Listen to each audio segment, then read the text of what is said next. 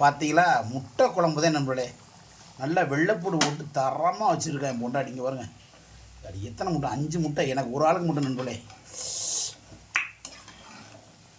அருமையான முட்டை குழம்பு நண்பர்களே. வாங்க நண்பர்களே, நம்ம வீட்டுக்கு சாப்பிடுவாங்க. முட்டையை பாருங்கள், நல்லா உரிச்சி வச்சு நல்லா வெட்டுமை நல்லா கட் பண்ணிட்டு பாருங்க. அது இதில் வந்து சாரணம் இந்த முட்டை குழம்புல அப்படி ஊற்றி விட்டோம்னா அப்படி சாந்துச்சுன்னா சாப்பிட்றதுக்கு ரொம்ப இனிமையாக இருக்குது நண்பர்களே. பார்த்தீங்களா முட்டையை? அங்கிட்டு முன்னாடி வருங்கன்றா வருங்க முக்குரா. இங்கிட்டு பார்த்தீங்கன்னா பீட்ரூட்டு பொரியல் ரொம்ப சுவையாக இருக்குது நண்பர்களே. பீட்ரூட் பொரியல் வந்து ரொம்ப பிரமாதமாக இருக்கும். இந்த குழந்தைகளுக்கு பார்த்தீங்கன்னா ரத்தம் இல்லாத பிள்ளைகளுக்கெல்லாம் இதை சாப்பிட்டீங்கன்னா இன்னும் நல்லது. பார்த்தீங்களா, இல்லை ரத்த கலரியாக இருக்குது பாருங்க. நல்லா இருக்குது பீட்ரூட்டு, சூப்பராக இருக்குது நண்பர்களே. மாசமாக இருக்க பிள்ளைகள் தாய்மார்கள்லாம் சாப்பிட்டா ரொம்ப நல்லது பீட்ரூட்டு. ஆனால் யார் சாப்பிட்றது?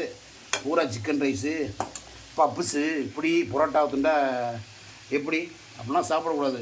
இந்த மாதிரி மாதமாக இருக்க தாய்மார்கள் இந்த மாதிரி பீட்ரூட்டு, இந்த இப்படி அவிச்ச முட்டை, வெள்ளைப்பூடு குழம்பு இப்படி சாப்பிட்டாதான் குழந்தை ஆரோக்கியமாக பிறக்கும். இந்த பதிவு யாருக்குன்னா எல்லாருக்குமே இது போல் சாப்பிட்டு எல்லாம் சந்தோஷமாக ஹேப்பியாக இருங்க.